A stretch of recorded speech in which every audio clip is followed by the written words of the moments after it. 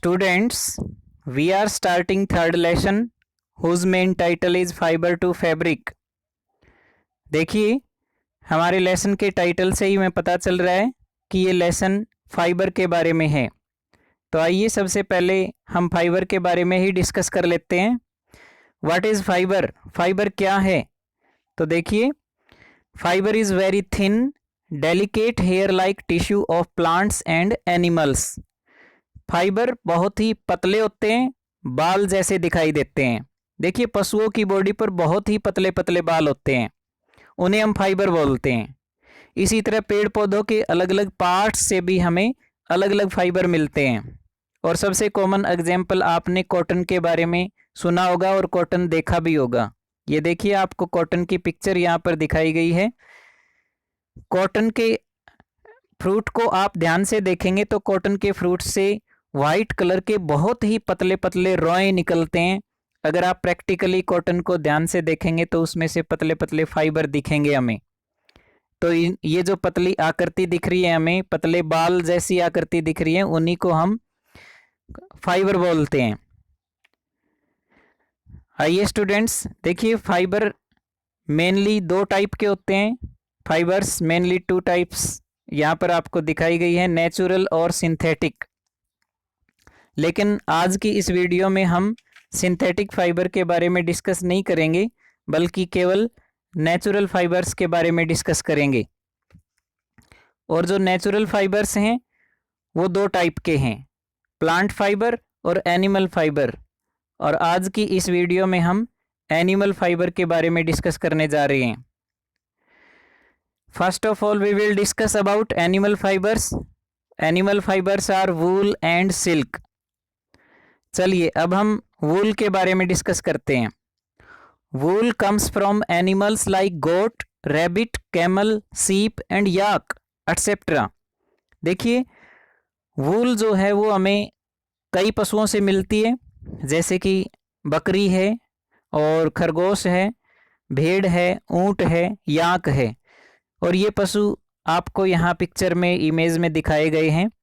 ये देखिए, एनिमल्स की बॉडी पर जो बाल होते हैं उन्हीं से वूल तैयार की जाती है।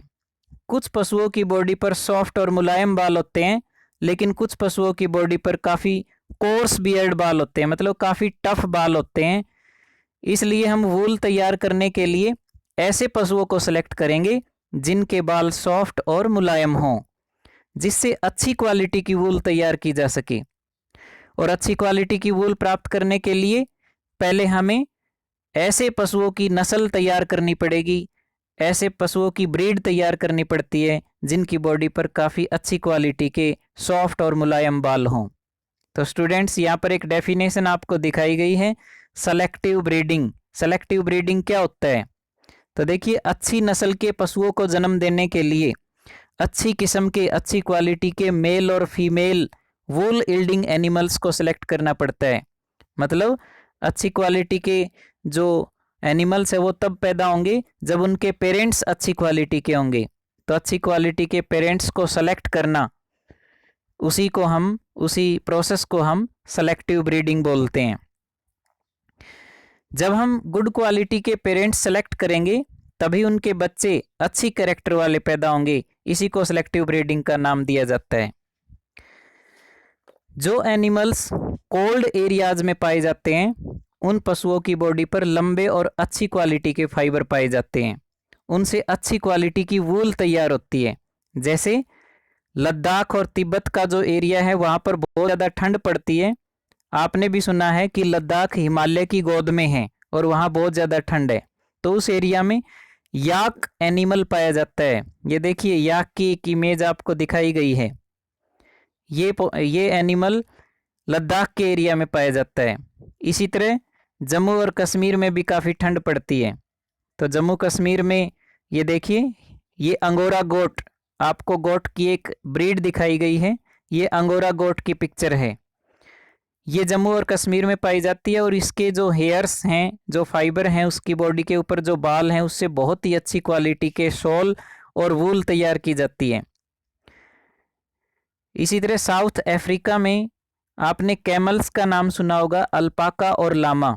ये देखिए अल्पाका और लामा, ये दो एनिमल्स हैं जिनसे बहुत अच्छी क्वालिटी की वूल हमें मिलती है।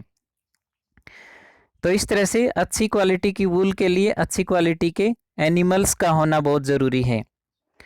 अब हम आगे स्टेप बाय स्टेप सीखेंगे कि फाइबर से वूल तैयार करने के लिए हमें कौन कौन से काम करने पड़ते हैं, कौन कौन से स्टेप से हमें गुजरना पड़ता है, क्या क्या हमें करना पड़ता है।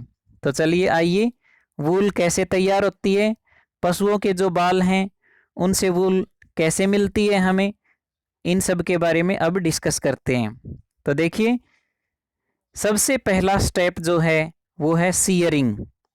सीयरिंग क्या है, आइए मैं आपको बताता हूँ। फर्स्ट ऑफ ऑल हमें पशुओं की बॉडी पर जो सॉफ्ट हेयर होते हैं उन्हें काटकर इकट्ठा करना पड़ता है।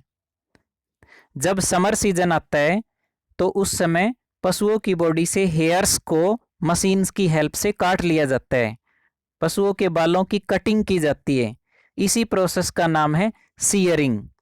देखिए, सीयरिंग के इस प्रोसेस में पशुओं को हर्ट नहीं किया जाता, क्योंकि जब बाल काटते हैं तो बाल कटने से किसी भी पशु को किसी तरह का पेन नहीं होता।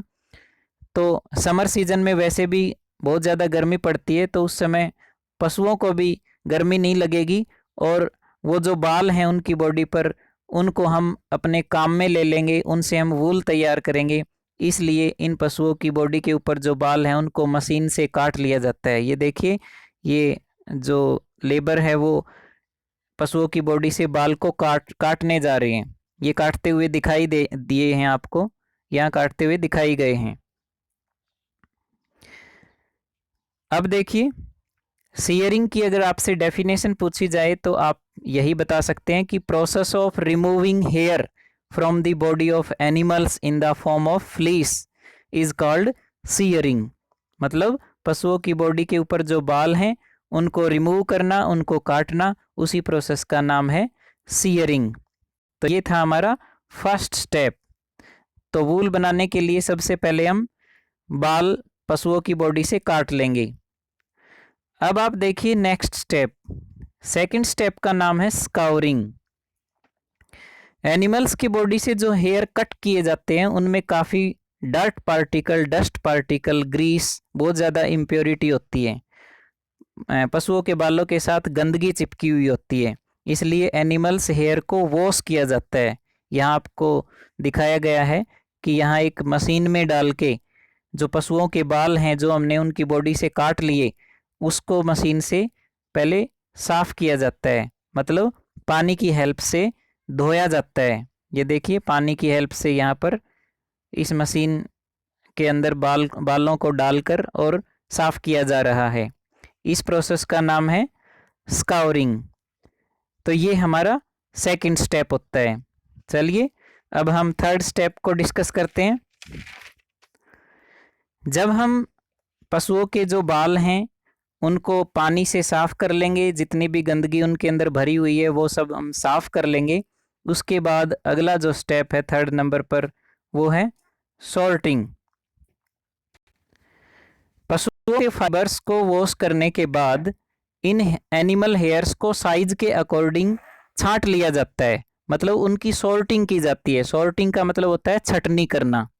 सॉफ्ट हेयर्स को अलग किया जाता है और जो हार्ड कोर्स टाइप के हेयर्स हैं उनको अलग कर दिया जाता है।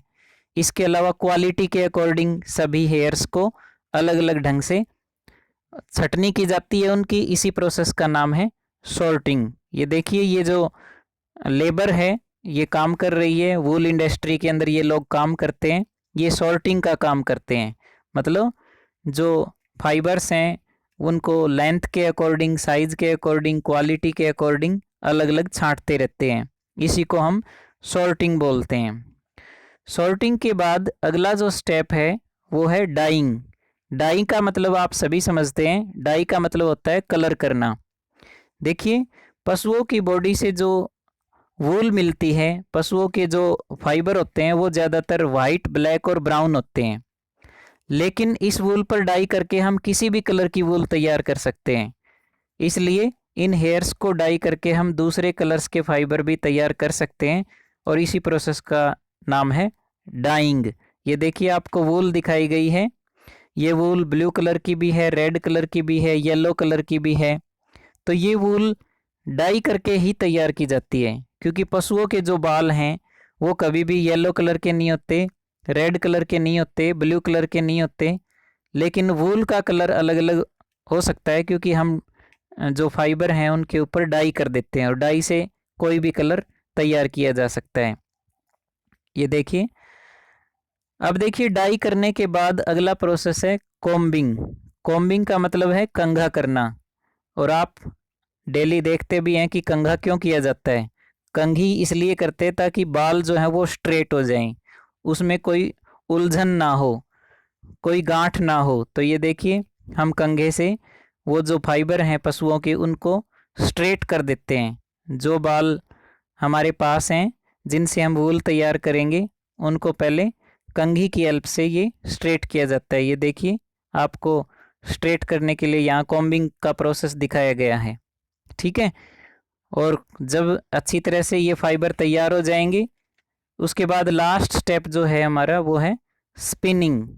ये हमारे इस प्रोसेस का लास्ट स्टेप होता है। स्पिनिंग का मतलब होता है धागा तैयार करना। मतलब जो पतले पतले फाइबर हैं उनको हम आपस में ट्विस्ट करके, ये देखिए, ये एक व्हील की हेल्प से, और ये लेडीज़ अपने हाथों से ये जो फाइबर हैं इनको इस व्हील की हेल्प से ट्विस्ट कर रही है। इन फाइबर्स को आपस में ट्विस्ट किया जा रहा है। ट्विस्ट करने से धागा तैयार होता है। आपने सुना होगा कि गांधी जी भी जो है अपने कपड़े खुद तैयार करते थे, खुद धागा तैयार करते थे, वो चरखा चलाते थे। तो चरखे से ही फाइबर्स से धागा तैयार किया जाता है। इसके अलावा जो बड़ी कंपनीज हैं, फैक्ट्रीज हैं, उनमें ये देखिए, ये आपको धागा तैयार करने के लिए ये जो डायग्राम है, ये फिगर दिखाया गया है कि कैसे हम धागा तैयार करके और गिट्टियाँ बना देते हैं, उनको किसी चीज़ के ऊपर रोल कर देते हैं। तो ये हमारा लास्ट टॉपिक है, सॉरी लास्ट स्टेप है हमारा, इसको हम स्पिनिंग बोलते हैं। अगर आपसे सभी स्टेप्स एक साथ पूछ लिए जाएं तो ये देखिए 6 स्टेप हैं। वूल को प्रोसेस करने में, वूल को तैयार करने में 6 स्टेप्स लिखे जाते हैं। 6 स्टेप्स से हमें गुजरना पड़ता है। तो वो 6 स्टेप्स कौन कौन से हैं ये आपको यहाँ शो किए गए हैं। Number 1 shearing, number 2 scouring, number 3 sorting, number 4 burrs separation जिसको आप कॉम्बिंग भी बोल सकते हैं, और 5th डाइंग, 6th स्पिनिंग। तो ये सभी स्टेप्स आप लर्न करें। आज की इस वीडियो में हम केवल इतना ही लर्न करेंगे स्टूडेंट्स। अगला जो टॉपिक है वो हम अगली वीडियो में करेंगे। Okay bye, thanks.